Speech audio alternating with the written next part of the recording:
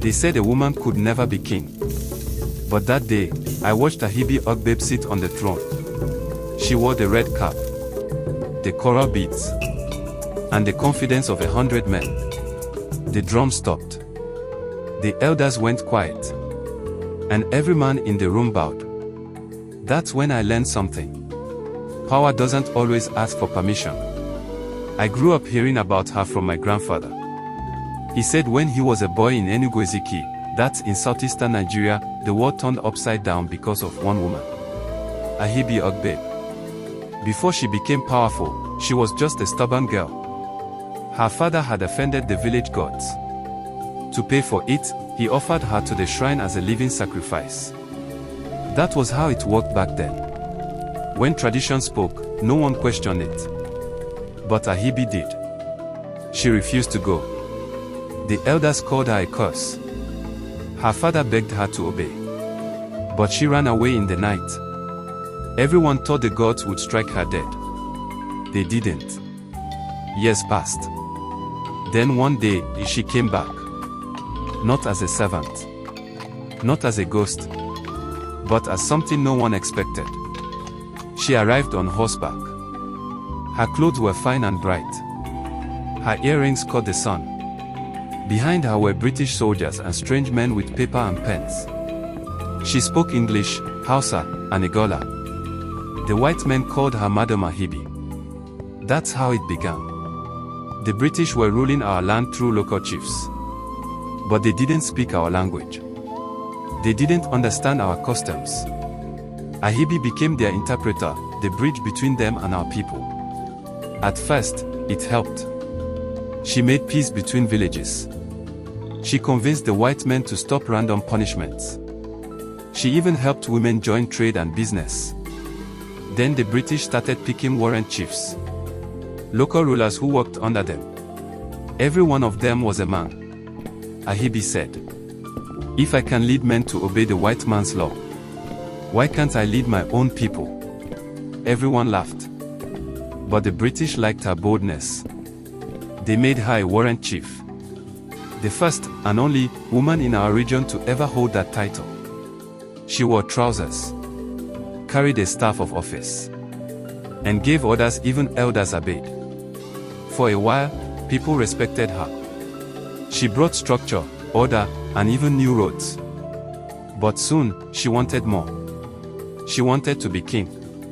In our land, kingship wasn't just political. It was spiritual.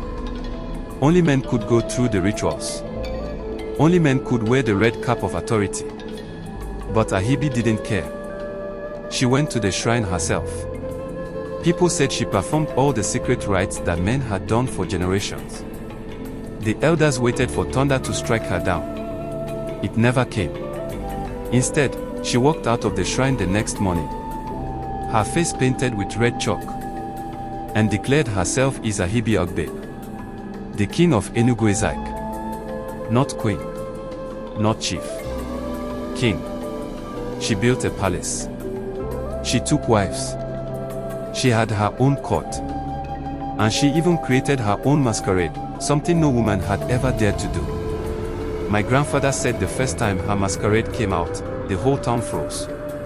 It was like seeing a spirit from another world.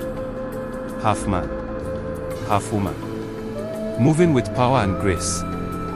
The old men said she was calling for her own destruction. But she kept ruling. She protected widows. She gave women more freedom. She punished men who beat their wives. But she could also be harsh. If you disobeyed her, she made an example of you. Some said she had become just like the white men she once helped. In time, even the British turned against her. They said she was getting too proud. That she was acting like a real ruler, not a helper.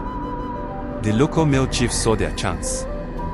They accused her of breaking tradition, of insulting the ancestors, of performing forbidden rituals. So the British called her to court. My grandfather said the whole town came to watch. She walked in tall and proud.